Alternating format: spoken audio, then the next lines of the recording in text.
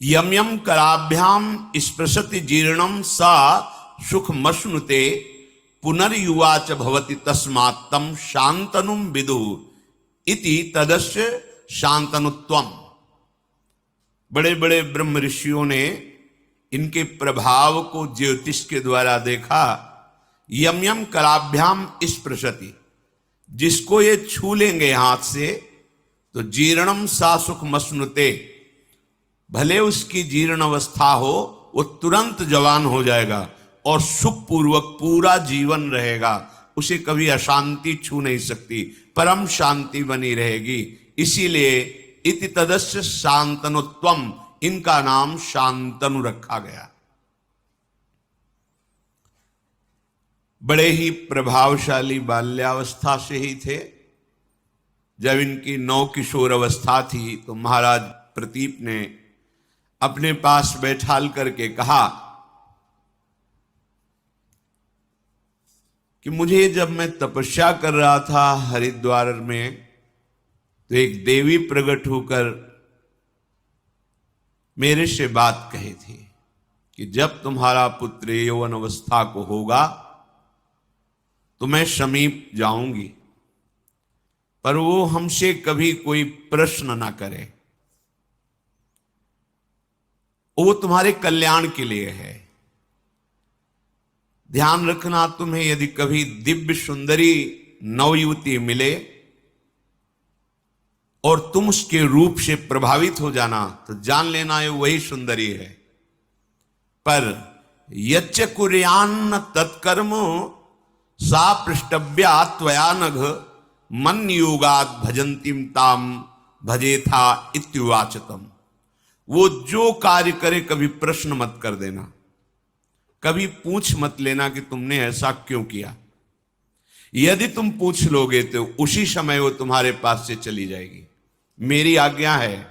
वो कौन है, क्या कर रही है, कहां से आई है, कहां को जाएगी, ये कोई प्रश्न तुम्हारे नहीं होने चाहिए, ये मेरी आज्ञा है।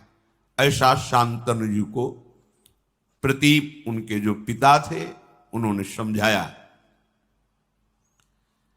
और उसी समय उनको राज्याभिषेक करके एकांत जंगल में निरंतर भजन करते हुए भगवान को प्राप्त हुए।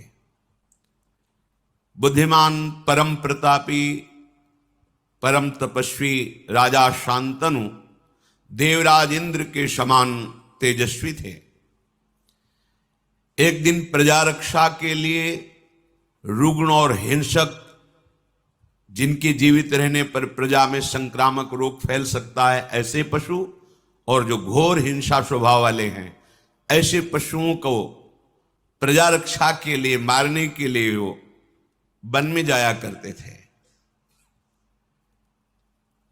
एक दिन उन्होंने गंगा के किनारे ही भ्रमण कर रहे थे, देखा अपने तेज कांति से मानो कई सूर्य एक साथ उदय हो गए हों, ऐसी तेजस्विनी नवयुवती सुंदरी लक्ष्मी जी के समान ऐश्वर्य और सुंदरता से युक्त धीरे धीरे महाराज शांतनु के समीप आ रहे। उनके सारे अंग निर्दोष गौर वर्ण, ऐसा मोहिनी सुंदर रूप, उस पर बड़ी ही दिव्य साड़ी धारण किए हुए, देखते ही राजा शांतनु का शरीर स्तब्ध हो गया। ऐसा रूप तो कहीं सुना भी नहीं था जैसा रूप देखा। आश्चर्यचकित हो गए। थोड़ी देर के लिए दोनों नेत्र अपलक हो गए, पलक झपना बंद हो गई, मानो मूर्ति खड़े हो। ऐसी दिव्य कांति, ऐसी दिव्य सौंदर्य सुधा समीप आकर के महाराज शांतनु की तरफ सांत्वना देते हुए बोले, आप धैर्य धारण कीजिए, मैं आपकी ही सेवा के लिए आया हूं। तब इनमें साहस हुआ बात करने का। शांतनु जी ने कहा, मैं देख करके ही बता रहा हूं कि तुम कोई दानवी, गंधर्वी, अप्सरा, यक्षी, नाग कन्या या मानवी हो ही नहीं सकती। त्रिभुवन में ऐसी कोई सुंदरी नहीं। मुझे पता है, क्योंकि ब्रह्मलोक से सीधे आए हैं तो सब कुछ पता है। इनकी स्मृति, इनका ध्यान, इनकी तपस्या इतनी जोर की है कि ऐसी सुंदरी तो हमने देखी ही नहीं। पर मैं तुमसे प्रश्न नहीं करूंगा कि तुम हो कौन।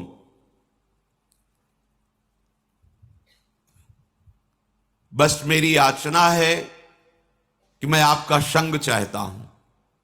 जब शांतनु जी ने ऐसी प्रार्थना की तो मधुर मुस्कान युक्त महायशस्विनी त्रिपथगामिनी भगवती गंगा जी उनके ऐश्वर्य की वृद्धि के लिए उनसे कहा, यत्तु कुर्यामहं राजन शुभम वा यदि वा शुभम ना तद वारयितस्यामि न वक्तव्या तथा प्रियम।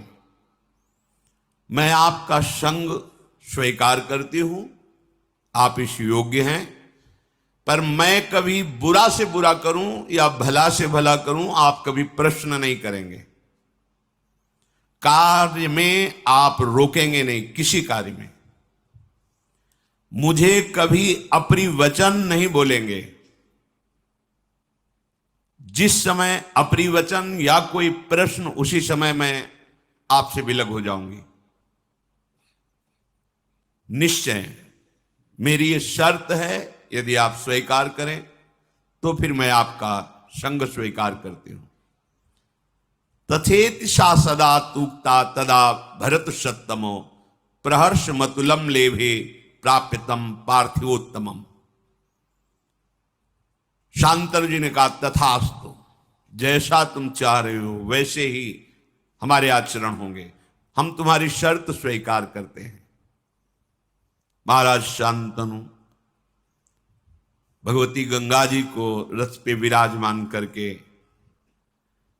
उनकी राजधानी हस्तिनापुर में उस महल में जैसे देवराज इंद्र का महल, ऐसे महल, उसमें देवी गंगा जी को विराजमान किया। जितेंद्रीय महाराज शांतनु ब्राह्मणों को बुलाकर स्वस्ति वाचन कराया। जो पिता का आदेश जैसा था कि कुछ पूछना नहीं, कुछ नहीं पूछा, आदेश कर दिया, शास्त्रीय विधान के अनुसार इस देवी से पाणी ग्रहण संस्कार में करूंगा। जो देवराज इंद्र के समान प्रभावशाली और महाभाग्यशाली, ऐसा कौन महाभाग्यशाली होगा जिन गंगा जी को भगवान शंकर मस्तक पर धारण करते हैं, त्रिभुवन जिनके नाम और आचमन अवगाहन से निष्पाप हो। राधा वल्लभ श्री हरिवंश, राधा वल्लभ श्री हरिवंश, राधा वल्लभ श्री हरिवंश, राधा वल्लभ श्री हरिवंश। वृंदावनेश्वरी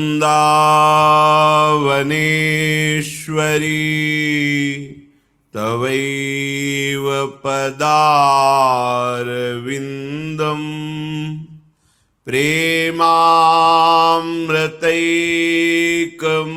प्रेमामृतैकमकरन्द रसौघपूर्णं हृद्यर्पितं मधुपते स्मरतापमोग्रं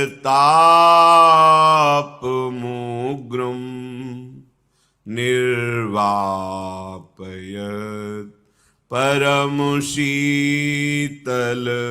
माश्रयामि, निर्वापयत् परम शीतल माश्रयामि।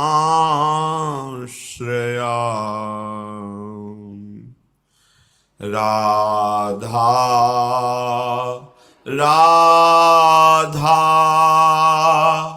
राधा राधा।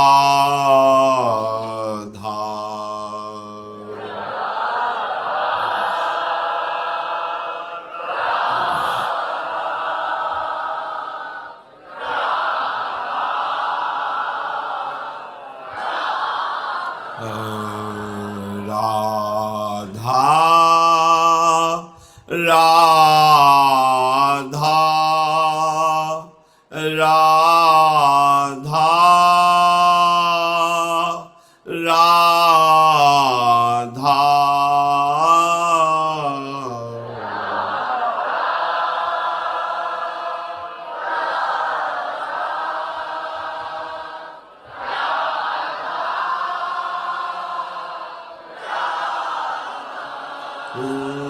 राधा राधा राधा